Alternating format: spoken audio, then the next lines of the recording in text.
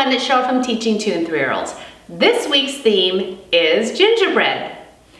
Over at our block area, we are going to be using our train table for our gingerbread cookies. These are plush gingerbread cookies that my co-teacher, her mother got these, I think at Goodwill, and we've had them for quite a few years now. In fact, you can see that some of them are losing their eyes. But after we read the book about how the gingerbread cookie gets out of the oven and runs away, we can kind of reenact it, and we can create places for them to hide. We have different arch blocks here and such. And I also have our big gingerbread pan. Now, last year we used this. We filled it with water and we froze it. We made one for each child, and then we gave them some paint that they could paint on top of the ice. It was so much fun. They loved it. And I'm going to put a link to that activity in the description so you can see it. In our dramatic play area, we are going to pretend to be baking gingerbread cookies. I created some printables. I'll put the link to the description. We have a little sign here that says gingerbread cookies, fresh baked daily. And then we have a little order form where they can count and circle how many cookies they want to order. I laminated mine because I'm going to just use a dry erase marker, and so they can circle how many cookies they want. This is a great way to add some math to your dramatic play area, because they need to count the cookies and they're also recognizing the numbers. I also created a page of gingerbread cookies. You can make as many copies as you want depending on how many cookies you want on your tray. And I laminated mine because I thought that would make it a little bit more durable.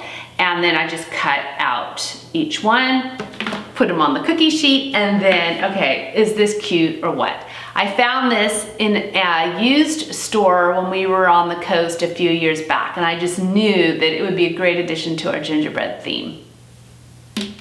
On our writing table, I created a gingerbread cookie printable. Link will be in the description. And then I'm going to use Do-A-Dots with the children to color the gingerbread cookie. I love Do-A-Dots because, first of all, they're great for fine motor skills, but they also are fun to use, and you can just choose different colors and apply it to the gingerbread cookie. And you can, when you put one color on top of another, you make a new color. So that's what we're going to be doing at the writing table. Some of the books that we will be reading this week is The Gingerbread Man, Maisie Makes Gingerbread, and The Gingerbread Man. There are lots of different versions, so I might even pull out a few other ones. And then a few years ago, I found this on Scholastic. It's The Gingerbread Man that comes with a little plushie. I don't know if it's still available on Scholastic or not, I haven't checked. But I love books that come with plushies because it acts as a prop, and you all know how much I love props at Circle Time. So we're gonna use him when we reenact the story. And also, before I dismiss the children when we go to the gym or outside or to the snack table, I always have to pat their head first and say their name. That excuses them. And we always use a different prop. And so this is gonna be our prop for this week. One of our activities is going to be decorating an actual gingerbread cookie. And we found this giant one in the grocery store and thought, this will be perfect.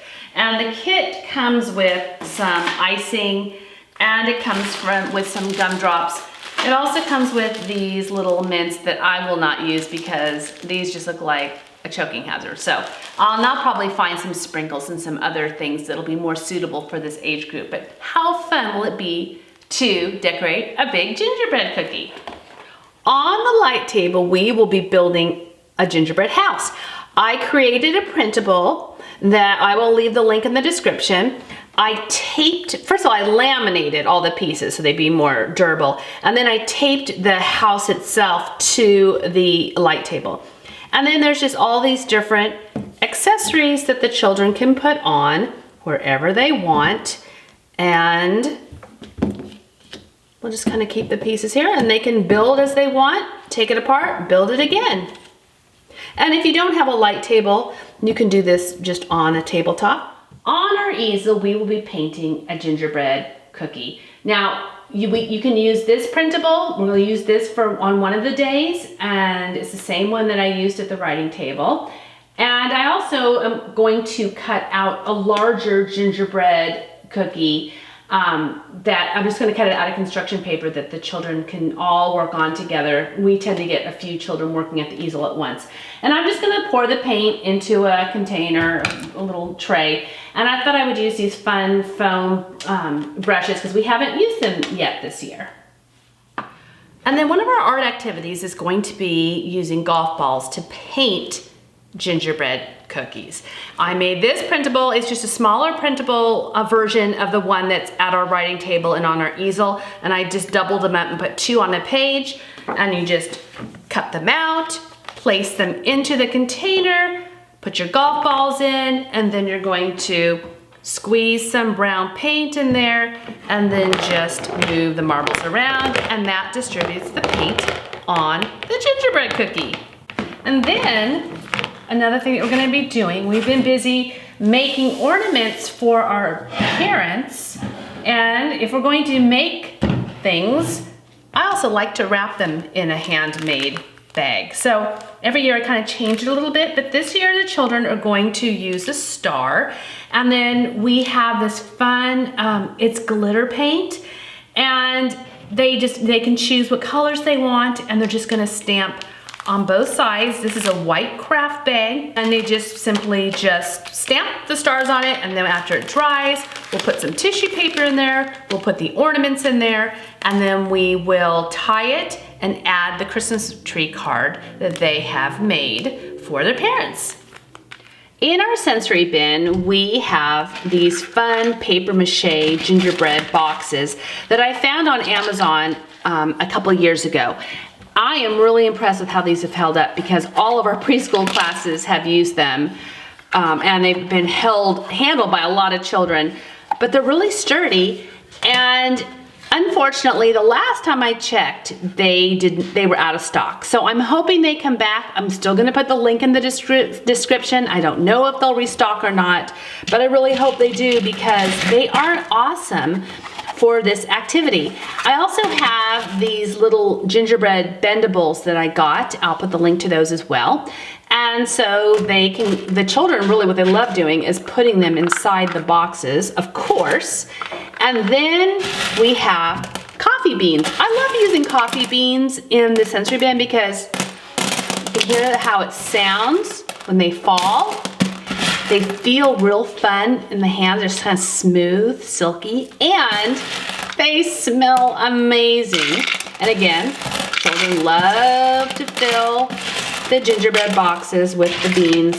And I always like to use some type of a scoop or a tool to transport the pieces. And so this week we have bug tongs in the bin as well. One of our table activities is going to be this gingerbread counting puzzle. I'll put the link in the description to this if you'd like to use it. I used cardstock so that's a little bit more durable, or you can laminate. And then there's 2 ways they can do it. The younger children put it together looking at the picture. And the older children, I like to mix it up.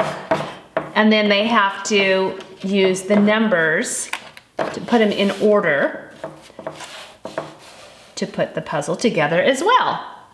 And another little activity I have is just matching shapes. Again, not everything we do in our classroom each week is theme related. And this is a super simple shape activity that we're gonna be doing. We're gonna be doing this one with our toddlers.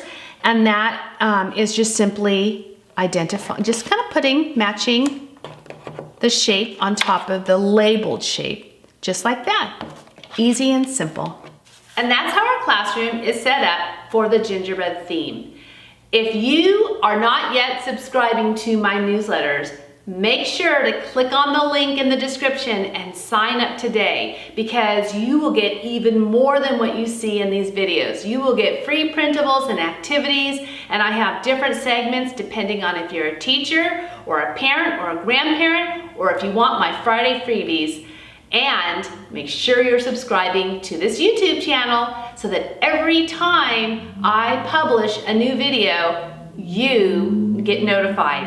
And click on that bell icon too, because that will give you first notification of when each one is published. Thanks for watching.